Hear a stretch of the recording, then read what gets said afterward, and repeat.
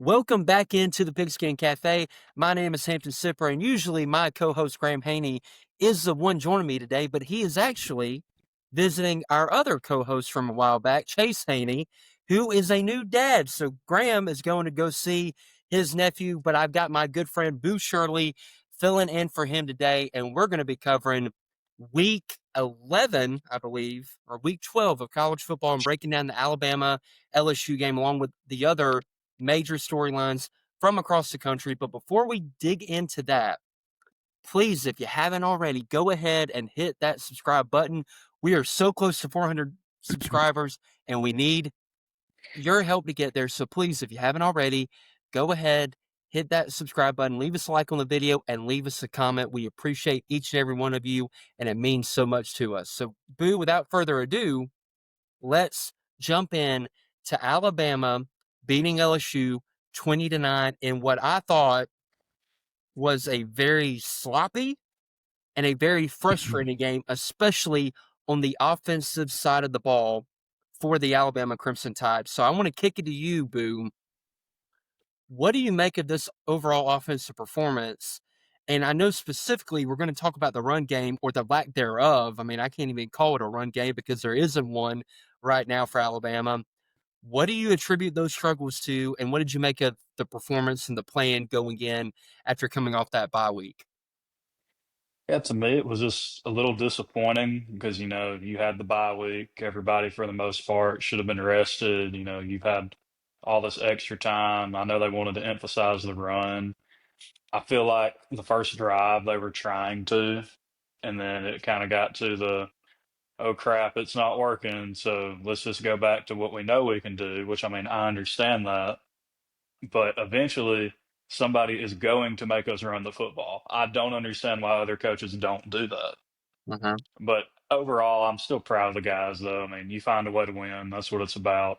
Defense playing their tails off. Yeah. Uh, I know I gave them a little crap a few weeks ago about how we can get to the quarterback and can't get a sack. Well, what's his name? Is it Yanzi? Yanze Pierre, yes. Yeah, yeah. He must have heard me, and he's like, "Oh, I'm gonna show him," and he's doing it. Mm-hmm. Yeah, no, I agree. Yanze, and we're going to talk about the defense a little bit more here in a little bit, but he is turning into an all SEC type edge rusher. And I don't say that in a hyperbolic way. He's been playing that well as of late and getting better and better each and every week. So I can't wait to dig in to the defense and their performance because I thought what they did was really impressive. And also, like you said, Boo, we're going to focus on some of the negative of this Alabama football team and this performance this past Saturday, but we don't want to mitigate the importance of this win. It's another win in a stretch of 8 consecutive ones. It's tough to win in the SEC. LSU was coming off firing Brian Kelly, and they had a rejuvenated spirit. They were ready to come out and attack and play and kind of make a statement about their season, and they play with nothing to lose. And you could kind of see that early, especially defensively.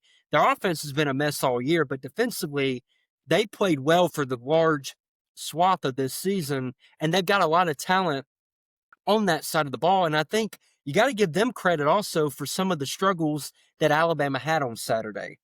There's no question about it. But, and we're going to get to some of the positives with the offense because I think there are some things that we can kind of praise and point out that are building blocks as we continue to go along in the season, and building blocks, but also that have been staples over the past few weeks. But I think more than anything, you mentioned it, Booth, the run game right now is just not where it needs to be because it's non existent and it's having a top down effect for this offense. I truly believe that. So when I say that, this is what I mean. I think this kind of started in the latter half of the Missouri game. Missouri was doing a really good job of containing Alabama's run game. And they were doing that by being very aggressive and blitzing and sending and committing a ton of resources to the box to limit Alabama and make them one dimensional. And Alabama's offensive line did not hold up very well. Tennessee did the same. South Carolina did the same, and LSU did it even more so, especially on first down. They were very aggressive in blitzing and sending pressure on first down. And I had this stat from College Football Nerds that I thought was very interesting. So, for the past 3 games in standard rundowns, Alabama is averaging 2.17 yards per carry on first down. Not good enough. Not good enough at all. Okay? Against LSU, that number dropped to 1.6 yards per carry, and they ran it 10 times on first down.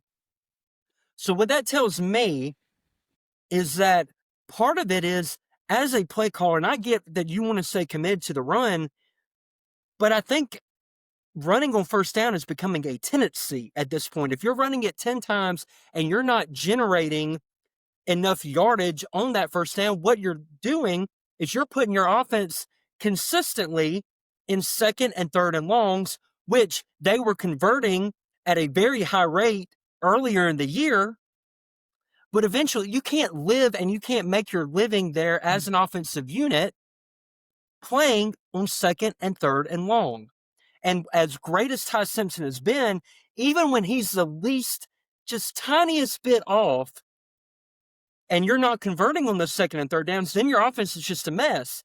And so one thing that I would have liked to have seen, and I want to get into, I'm going to ask you specifically what you would attribute the run game struggles more to, but on first down specifically, when LSU's pressuring like that and committing all these resources to stopping it on first down, that is when, as an offense, you need to establish a quick passing game, screens to the perimeter, which Alabama did some, but get the ball out of Ty's hands quick and get them to not be able to come downhill and not be able to respect that quick passing game. And also, you got to hit them deep and hit them on those vertical shots, which Alabama did some, but there were also some that Ty missed in the second half specifically. So I think part of the issue is you're running it too much on first down, and then it's leading to second and third and long, and your offense is just getting bogged down in not living in second and third and manageable, and then your playbook becomes limited, and it's putting way too much pressure on your quarterback and on your offensive line, who isn't really elite at pass protection. Boo, I want to get you to react to all that, but also then want you to really nail down, do you think, off of watching the game last night, that it's more on the backs or if it's more on the offensive line as to why Alabama can't run the ball? Yeah, with that, I mean, this is going to kind of be a hot take, but I mean, we've got guys out there on the offensive line. They're big dudes, they're capable of doing it. We've got good enough running backs, but when we run the football, why do we have to get cute to run the football? Whatever happened to, hey, let's line up in the single back, we're going to get 3 yards at minimum Mhm. right here. And I'm going back to that was it the first drive of the game, that fourth down play call? Yes. The I mean, Wildcat with Jam, what are we doing? awful. Awful. I mean, and didn't we try reverse at some time too? We tried, it was third and one, and we ran that end around a germ, and we ended up getting it. Okay. But to that point, when we're in third and short or fourth and short, Yeah. we do not trust our offensive line or our backs in that situation to pick up that 1 yard. We have to get cute, like you said, or we got to go 5 wide to get a yard. It's not Yeah. sustainable. No. And I just, from a coaching standpoint, they have got to be able to find a way to get these guys to line up and just go after it. Because when they convince themselves that they can do it, I mean, they're good at it. Was it the Vandy game where we ran the football well? Yeah, Mandy. Well, and so I don't know. I still think it's a mindset. Grubb looks awesome though when he's back there. We're play action. We're throwing it here. We're throwing it there. I think we're going to win a lot of football games doing that, but I don't think we're going to be able to get to the top by doing that. Mm-hmm. I 100% agree. And that, I felt that after South Carolina, but it's really cemented in my mind after last night. And I hate to be this way after a win. Like I'm not trying to be ultra critical or anything like that. I'm proud of the win. I'm proud of how Hmm. Alabama fought. how they came up big in critical situations and beat a talented LSU team. Not a great LSU Yeah. team, but that team is full of NFL players up and down the roster, offense and defense. So I don't want to mitigate that. But eventually, these issues are going to bite you in the rear end and get you beat. They 100% are. And, you know, it's kind of a catch-22 with Grubb. Like, I want to be upset about not committing to the run game, but when your backs are only averaging like 1.9 yards per carry, I mean, Jan Miller's longest run was 7 yards, but if you take that longest run away, he had 6 carries for 7 yards. I mean, that's a losing play. I mean, that's just, you're not getting anything out of it. And I think I think it's twofold, really. I don't think Alabama's personnel at guard is especially very good. I think really, and this might be a little bit of a hot take. You had a hot take. I'll have a hot take. I think, honestly, maybe last year, the offensive line was better at run blocking than it is this year. And I'm not just saying that because Jalen Milroe, his legs were an added dimension. I think he ran the ball effectively in certain games. I think it was better because you had a first-round pick at left guard, and you don't have that this year. And as a result, you have Cam Dewberry and Will Sanders at left guard, who I think Will Sanders does some good things at times, but he's not consistent. Cam Dewberry's not consistent. And Jaden Roberts, I think, has been played pretty well. Don't think he's been dominant by any stretch of imagination. And because of that, I think you're seeing Parker Brosford's play being affected a little bit by the fact that these guys at guard are not upper echelon players, and they're just not generating a ton of push. And I don't understand why, I don't know if you notice this, Boo, but why are we consistently running to the right side? That's your weakest side. Like, run Yeah. behind Proctor. Like, Proctor can be had in pass protection, and we've talked about this ad nauseum on this show. We talked about it. He can be had with speed, and he's susceptible to the inside move, like Clint Lamb mentioned on our show last week. But he's really effective as a run blocker, and we consistently run to the right side. So I think, do you kind of see it the same way on the offensive line? And then I want to get to the conversation about the bags, but do you kind of see that along the offensive line? Yeah, I agree with you on that. I still don't know why we run to the right side so much. I don't know if Mhm. it has something to, or the back's more comfortable running to the right. I mean, the questions, we don't know, but I would much rather go to the left where our strength is. But, Mhm. there probably are things we just don't know. Mhm. Well, and I also think too, and I get that part of it is you want to be patient and set up your blocks and allow your offensive linemen to generate holes, generate movement, and then you kind of hit it and go. But I feel like some of our run plays are so slow developing, Yes. and the defensive line is being able to penetrate, disrupt, and get upfield, and the backs are getting hit in the backfield before they have a chance to get started because you have this long, extended handoff. So, again, there's not just one thing where if you flip this one switch, everything works.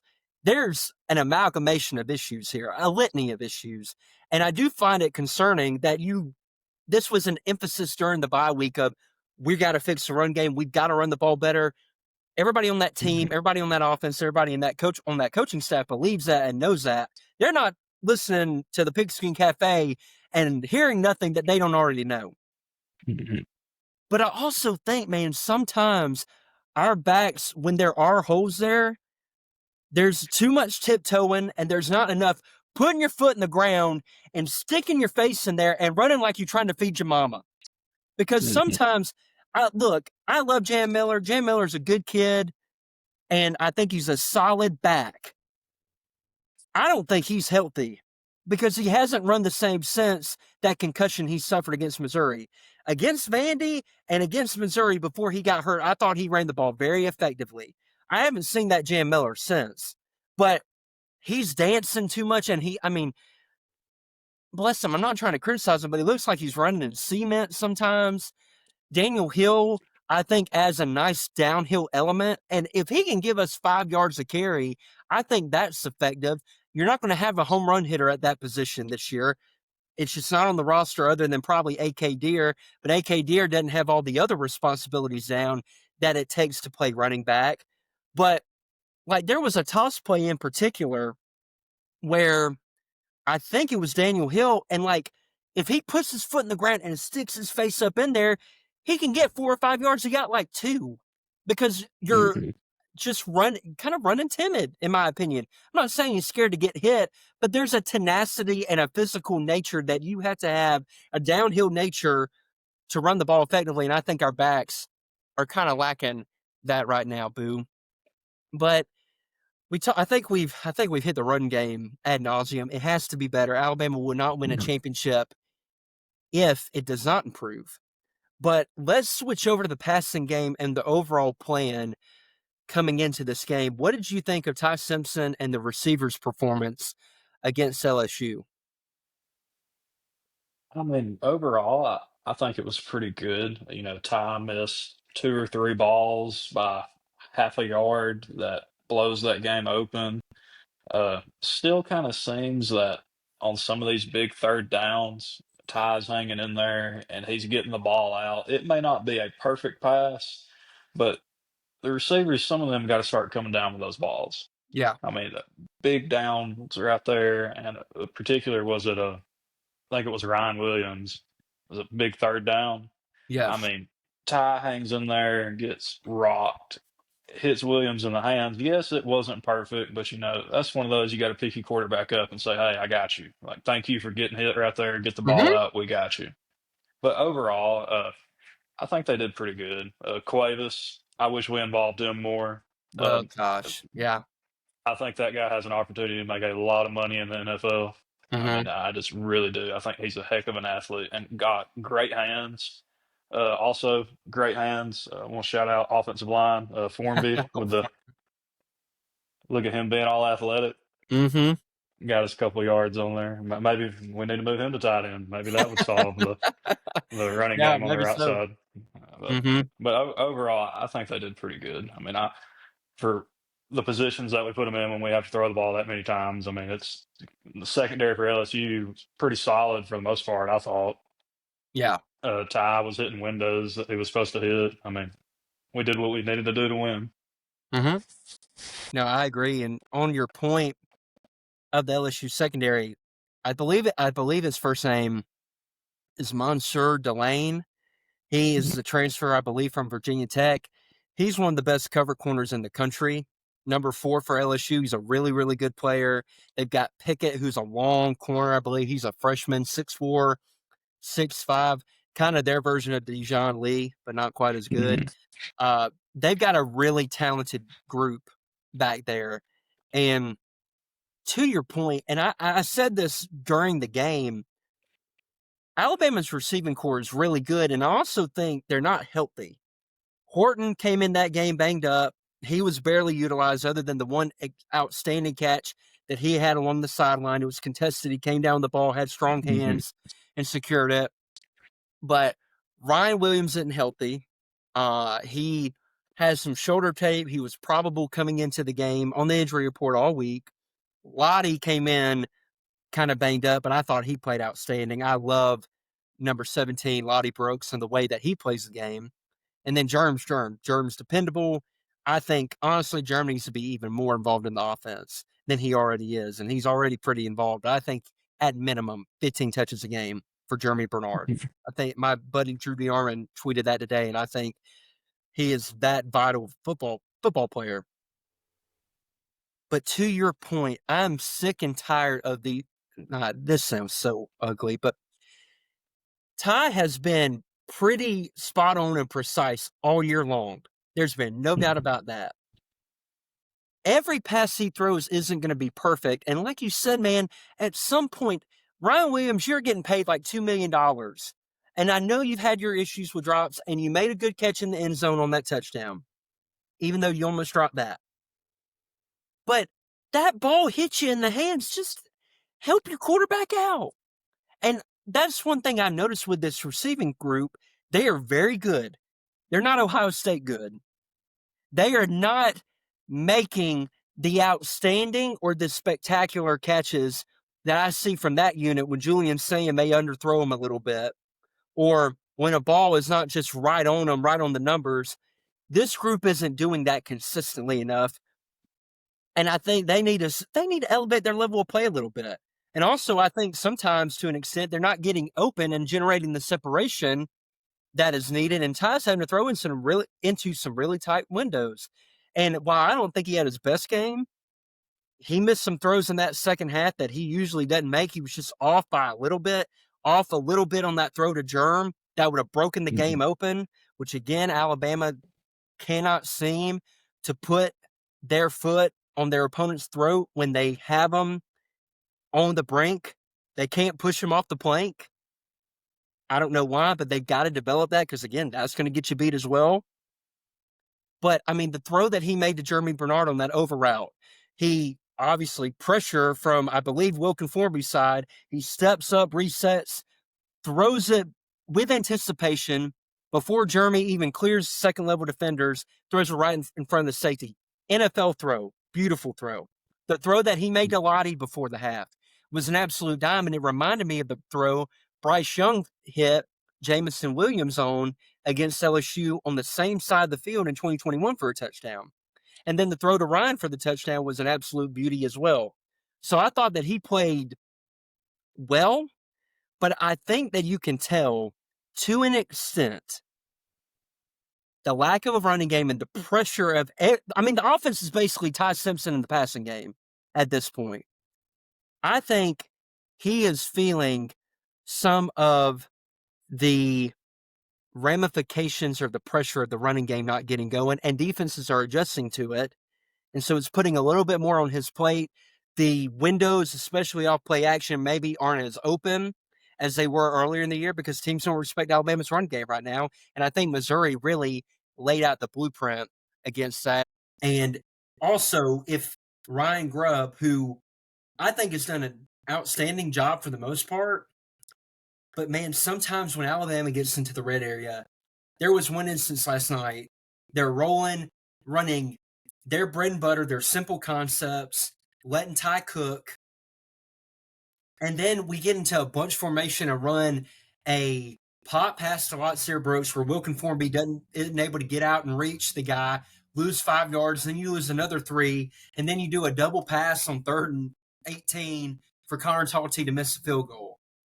I feel like in those situations, or like the 4th and 1 that you mentioned, don't overthink the room, man. Look, Ty is one of the top 5 quarterbacks in the country at minimum. I think he's top 3. I think he's played that well this year. Sometimes you need to just let him have the keys and let him operate in those situations because how good is the guy in 2-minute offense? That is the 7th time that Alabama has scored in a 2-minute situation before the half this year.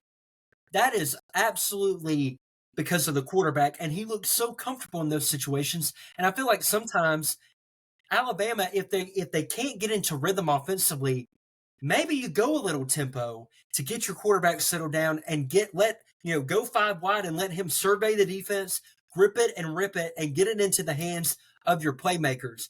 I feel like sometimes Grubb, and I get that he's handicapped a little bit right now because of a lack of run game, and he knows he can't depend on it. But when they get into the red area, I just think sometimes he gets too cute, and he gets too cute for his own good and ends up hurting Alabama. What do you make of that about Ty Simpson and his performance and kind of maybe incorporating a little bit more tempo in the offense and then also how Grubb does in the red area? Yeah, I mean, for the most part, I mean, I think Ty plays great given the circumstances that he's got. I mean, you're having to sit back there because you know you can't run the football and you're having to throw it like crazy. He does a great job. He gets pressured.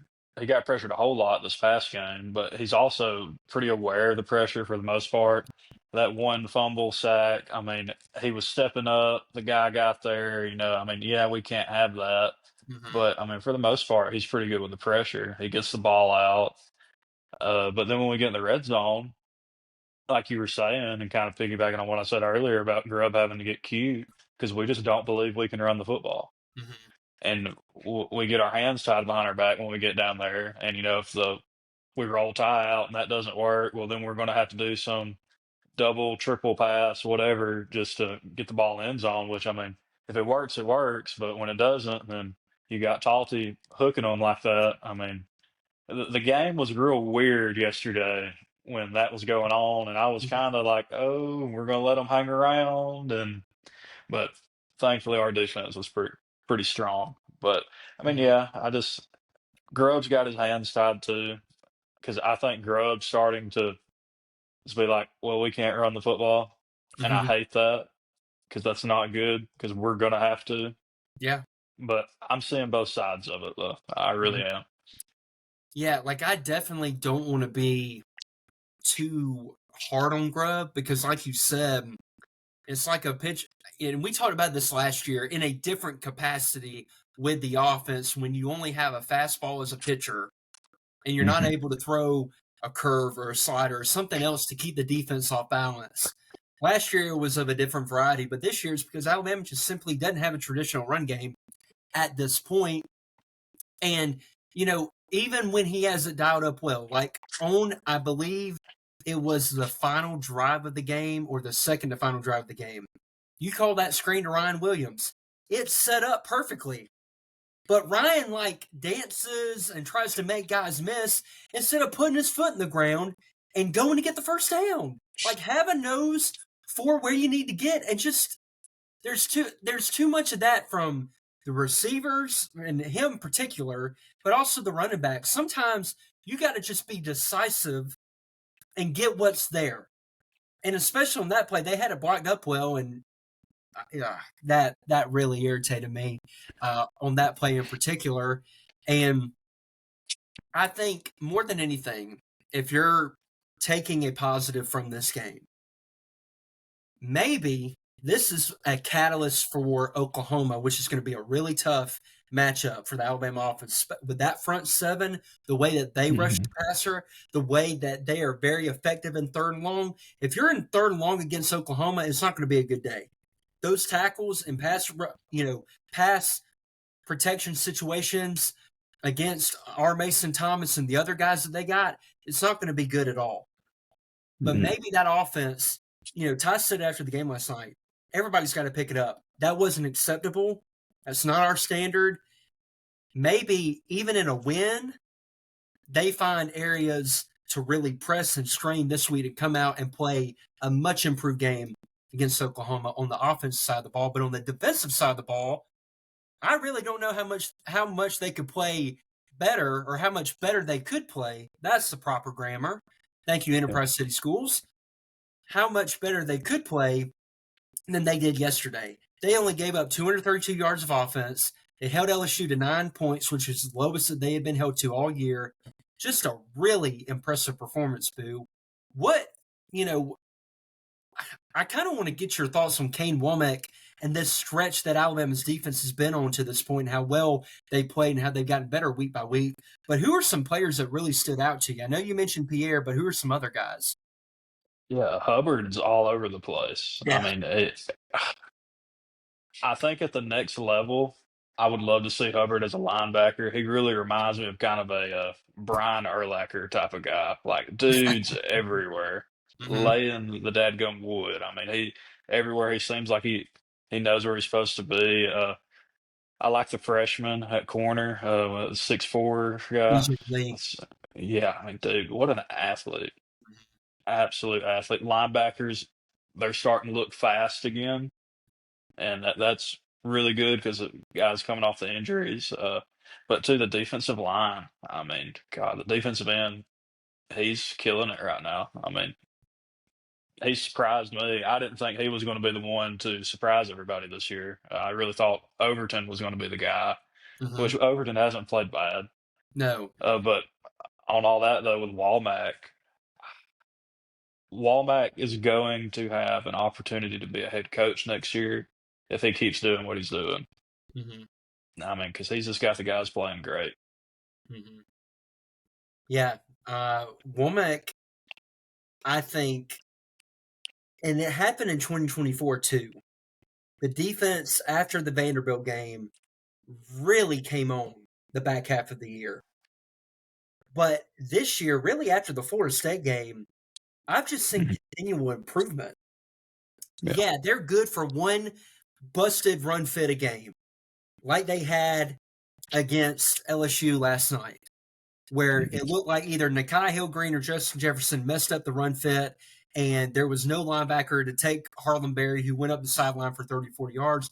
But you held LSU to 59 yards on 26 carries. I take that every day of the week, man. And I know Yeah. LSU can't run the ball and hadn't been able to run the ball all year, and their offensive line is stinky bodinky, but still, it's impressive to do regardless of the opposition. And what I believe that you're seeing is not only are they getting better from playing fundamental gap integrity, sound football, fitting runs correctly, but like you said, I think there are individual players who are getting better week in and week out. Bray has been outstanding. Forced a fumble last night, and that should have been a recovery on the first or second play of the game. That's when I thought we might have been in for a long night. When he read that ball out, and then Mm. they ended up getting a 13-yard gain because of the way it Mhm. bounced. I'm like, oh, here comes the voodoo. But I think he's been outstanding. Defensive line is playing better and better. London, man, I'm telling you, this staff knocked it out of the park on the evaluation of London Simmons. He has been a revelation at the defensive line position. I can't really imagine where Alabama would be without him. I think he's been that valuable playing as kind of that second unit defender. You know, when they're platooning guys and they had that first defensive line with Smith, LT, and Tim Keenan, he's in that second batch of linemen. I think he has been really, really good this year, really disruptive, very athletic for his size. I've been just super impressed with him. I thought Red Morgan had another good game, setting the tone physically out on the edge, playing well in space, tackling well. You mentioned Dijon Lee, the play that he made on the end zone on Trinidad's Green, where Mhm. they kind of threw the one-on-one ball. It's teach tape for a corner, and he plays better and better week in and week out. And you mentioned the linebackers. Deontay, to me, I said it against South Carolina that I thought he played his best game of the year. I think he did even better against LSU. He's looking more and more confident on that knee. Justin Jefferson has continued to play well all year long, and Nakai Hill Green has become a player that Alabama can rely on more and more as the season is going on. He had a forced fumble and a fumble recovery last night, and he has another level of physicality in the run game because that's kind of his bread and butter is playing the run game and fitting the run. But I just think he's getting more comfortable as the season goes on. Kane's doing a much better job of mixing up and disguising coverages and not being so predictable from a tendency perspective, not double mugging the linebackers as much where they get displaced out of gaps in kind of almost creating creases for the opposing offense. I just think that unit as a whole has been outstanding. And yeah, they're going to give up some yards at some point, but in the critical moments and the critical downs down in the red area, I mean, you're holding teams to field goals, you're forcing fumbles, you're pushing. I mean, LSU started at the 8-yard line, I believe, on one possession, first and goal. They ended back at the 27 because you had penalties, you had a sack by Yanze Pierre, who I cannot wait because there's rumors that Quay Russaw might come back for Oklahoma. Can you imagine our pass rush package with Quay and Yanze out on the field? Because I arguably, before he got hurt, Quay was one of your best defensive players. And Yanze is now turning into that. I Man, what a fun chess piece to have those two and be able to use them in a variety of ways. And then you got Justin Hill, who is another player getting more and more reps in Quay's absence. And I think he's done a lot of good things. So, as you can tell, I'm a little fired up about this dang defense, Boo. Who are some guys maybe that are not they don't get the notoriety that they deserve, but that really are kind of standing out to you right now? I know you mentioned Bray Hubbard, but who's a guy that is really impressing and flashing, maybe even in limited opportunities out there on the field? I mean, I'm just really impressed with the freshman, Lee. I mean, Hmm. come out there like that. I'll tell you something that I'm very happy that the coaching staff finally did. I We know it's limited nice. some snaps for Hmm. another guy that was supposed to be very, very good, which he's a heck of an athlete. That's run game wise, I just don't think he's capable of doing it. But I or think when they willing. made willing, there we go. But yeah, I think when Walmack finally said, "Okay, you're not gonna be willing to help us in the run game, well, we're gonna start playing some other guys," and Mhm. it's looks a whole lot different when his butt's on the bench.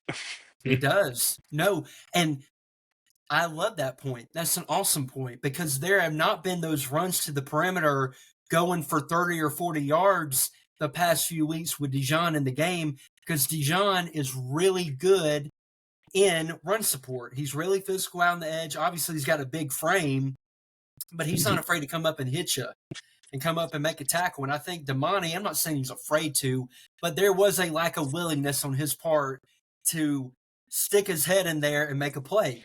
And really, I think he only got on the field. He got on the field once because Dijon Lee's head, not head, his head didn't fall off. Everyone, his helmet fell off, and then there were a couple other situational plays where they played dime and they kind of shift Zabian into the Husky role in that slot, and then they put Damani and Dijon on the outside. So he has gotten very limited opportunities, and I love that message from the coaching staff that if you're not getting the job done and there's another guy in practice who's proving it week in and week out, we're going to give that guy the opportunity because that is how you make your hay and that is how you have a level of accountability and competition that is, bred throughout your program is making decisions like that. And I think the same thing is happening on the offensive side of the ball with Lottie Brooks. Lottie has gotten better and better, has made the most of his opportunities, and he's out snapping Ryan Williams now. Again, I think part of that is Ryan being hurt, but I also think it's because Lottie Brooks is a dang good player, and he's an X factor for this offense like Dijon Lee is an X factor for this Alabama defense. Before we kind of move on to a few other kind of highlights that we're going to talk about from around the country, Boo, I do want to give a shout out to our punter, Blake Dowd. Thought he did a great job, and he's really come on and had a few really good performances. He played well against South Carolina, played well against LSU. But as this team kind of goes into their final three games, you got Oklahoma, you got Eastern Illinois, and you got Auburn. Other than running the football, what is another area on this team that you want to see improved? Special teams. I think Okay. we And don't what? really, and I hate to compare it to, back in the day with Saban, but, we've always had very good special teams.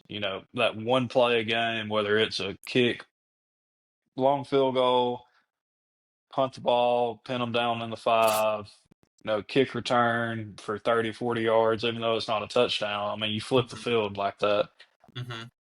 From that side of it, I just don't see. Do we have somebody that we can put back there, or are we just not setting it up correctly? Because it just doesn't seem like we ever get those big returns. Now, I know we kind of had one last night, but the block in the back, Yeah. but there's no consistency there. Mm-hmm. That is really a point that I haven't even thought about, but I think you're spot on. I think that is something that could add another boost to this football team. You mentioned one got taken away last night. I think Lottie had a good return on the first kick, but we haven't had a ton of explosives in that area. And if you can't run the ball and you're not going to get explosives from that position group, and again, I'm not trying to just bash the running back room or the offense line in that manner. It's got to improve, and everybody knows that. Everybody in that building knows that. But having that special teams dynamic or element, I think maybe can substitute or fill in for that lack of running game. And I would like to see our kicker make a 26-yard field goal. I mean, in the words of Logan Farabee, Hooker Magoo, I mean, it's an extra point, brother, that you missed. And I get the snap wasn't great. I get that the laces were facing toward you, but you got to hit that kick. But Alabama also won a mini national championship without a good place kicker. Some would say Yeah. the height of the Saban dynasty was when Alabama did not have a good place kicker. So maybe history will repeat itself as we go down this home stretch. And like we mentioned, Alabama has Oklahoma this week. Going to be a tough game coming off a bye. And then Auburn basically has 3 weeks to prepare for Alabama. They have a bye week this week. Then they play Mercer, another bye week, and then they play Alabama. So that game is going to be just grab your Pepto Bismol, grab your Tums if you're an Alabama fan. It ain't going to be fun on November 29th, I believe, is the date when Alabama plays Auburn. That is going to be an anxiety-filled day, a stress-inducing game, because we know how it goes when Alabama goes to Jordan Hare Stadium. But a good win by Alabama, and again, everything's still in front of you. There are just some things that have to be improved if you're going to want to win a championship. Running game, and you got to put teams away when given the opportunity. But I think it's a testament to this team that in those tense moments, in those clutch situations, they've come through 8 games in a row now. So you kind of have to trust them when they're in those situations. Boo. Alabama won the only game that happened yesterday. There was some exciting games, especially in the early portion. Indiana pulling a rabbit out of their rear end against Penn State, and Gus Johnson going to an octave that probably his voice didn't even know he could go to, losing his ever-loving mind when Fernando Mendoza hit Omar Cooper in the back of the end zone. What did you make of just some other performances yesterday? Is there a particular team maybe that really stood out to you after their game yesterday? I was going to continue to piggyback on Vandy. I mean, Pavia is doing things that he shouldn't be doing. And I mean, you're winning games no matter what it takes. I wouldn't want to see Vandy in the playoffs as an opposing team. If somehow they were to squeak in, I would not want to see them. I love Clark Lee, love what he's doing. But on the other hand, uh, during that game, was Hugh Freeze the actual offensive problem? I mean, I didn't think so, but that game kind of might have proved me wrong. But if Durkin would have pulled that off, we might be already have a contract extension. Mm-hmm. Well, I'm wondering if they might, especially if they beat Alabama, they might go ahead and extend it to them anyway, because Yeah. they looked radically different on the offensive side of the ball. But they also looked radically different on the defensive side of the ball because they gave up 45 points. And I do find it, I'm going to be honest with you, this is Alabama fan Hampton talking. This is not analyst Hampton talking. It was kind of hilarious how the whole meme going around on Twitter was Auburn's one of 3 teams that hadn't allowed more than 24 points all year, and then literally the following week they give up 45 to Vandy, and I believe Pavia had like almost 500 total yards of offense or something crazy like that. So I did find that comical, but I even said in private, and I've said on the show, that Hugh Freeze's play calling, I think, hurt Auburn more than anything. Because their bread and butter, especially last year, should have been running the ball and then play action off of that with the receivers that you have. And he would have refused to do that. And there was no rhyme or reason or no rhythm to his play calling. It felt like he ran the same plays, just a different variation, a different formation of them. And granted, I didn't watch the whole game, but it looked like they were much more in rhythm yesterday. Obviously, Ashton Daniels played awesome. He had 400 total yards, but they leaned on the run game. They leaned on the quarterback run game, and they got their receivers and their best playmakers the ball, and you saw what happened. Look, Ryan Williams is talented, but Cam Coleman's better. Cam Coleman is a better receiver than Ryan Williams. I'm sorry, Alabama fans. It's just the truth. Look at the play on the field. Cam Coleman is an alien. He made another incredible one-handed catch for a touchdown yesterday. And Singleton finally showed why you paid him probably $1 million to come. And I'm not accusing anybody of anything. It's NIL, it's legal. Probably paid him $1 million to come from Georgia Tech to Auburn because he was electric yesterday. But it's amazing when you game plan with the intention to get them the ball, what happens. And I think Hugh Freeze is stuck. Honestly, really similar to Jimbo Fisher, kind of stuck in 2013, stuck in 2014, never evolved with the times. And you saw what a true offensive game plan could do and a true competent play caller could do at that position. But I think DJ Durkin focusing on the head coaching ability and not, or the head coaching responsibilities and not that defense, that also made an impact as well. But Vanderbilt, I believe they got Tennessee left. It's their one major game. If they win that one, they're in the playoff, I believe, Boo. And I think they deserve to be in the playoff. It's a really good team. They're tough. They're hard-nosed. They're physical. And Pavia finds a way to get it done. He's a dog with a capital D. He's a really good player and one of the more exciting players to come through college football in quite a long time. He can rub everyone the wrong way a little bit, but I think he's a really good player. I want to mention really quick, and then I want to get your reaction to it. I was really impressed again with Texas A&M yesterday. Now, Missouri was without Bo Perbula, and I definitely think that made an impact because that Zollers kid, Matt Zollers, who is going to be good in the future, but he's a freshman, first start against A&M, his head was spinning. He wasn't ready for that opportunity. But A&M's offense is so dadgum explosive. Mario Craver, KC Concepcion, the freshman, Rasum, what's his name? Bethel, Terry Bussey. They've got weapons upon weapons. They got Amari Black at tight end, and they can run the ball with Reuben Owens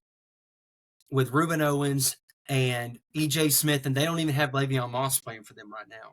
I think they're top 2, top 3 team in the country, and I think they're a better team than Alabama right now, simply because they have a better offensive line and they can run the football. What did you make of their performance yesterday, Boo? They just look dominant to me. Why we didn't throw an absolute bag at Concepcion to come to Yeah, Alabama blows my mind. I'm glad we got Horton, but man, Concepcion is a bad man. I mean, bad. he is everywhere. Mm-hmm. But like you said though, with the running backs too, they're able to run the ball, and they don't have their guy yet. Mm-hmm. I mean, I'm glad we don't play them this year. Well, more than likely, You know what I mean. Alabama will end up playing them Yeah. in the SEC championship. And I will say this: I think they're a very talented team. I mentioned their playmakers, the explosive nature of their offense, and their ability to run the football. And not only you mentioned they don't have their starting back, they got a stable though that is really, really talented. Hmm. But I do think Marcel Reed can be inconsistent at times. And with Alabama and the way that they play zone coverage and the way that they disguise their coverages, I think maybe they can cause some problems for Marcel Reed at times when they match up. But we will get into that down the road if it presents itself. But I think they're a really good team, and that game against Texas on the Friday night after Thanksgiving is going to be pure cinema. Cannot wait to watch that, and we can't wait to break down another week of college football next week with you all. Boo, we appreciate you. We appreciate you coming on the show today, man. You got anything else before we get on out of here? Nah, this same thing as last time. Roll Tide, and let's get it next week. Roll Tide, and let's get it next week, man. Well, thank you all for listening. We appreciate it more than you know. It's been a great college football season, and we appreciate each and every one of you for tuning in each week and listening. Thank you to Connor for coming up while I was eating dinner Friday night and talking about how much he enjoyed watching the show. That means a lot to us, and we really, truly appreciate it. And if you haven't already, if you made it this far, go ahead, hit the subscribe button, leave us a like, leave us a comment, and hit that notification bell. We'll be back next week. Hopefully, Graham will be back on the show. I know he hasn't been on in a little bit, but hopefully he'll be back on. And The Pigskin Cafe is going to be closed for now, but until next week, chew on that.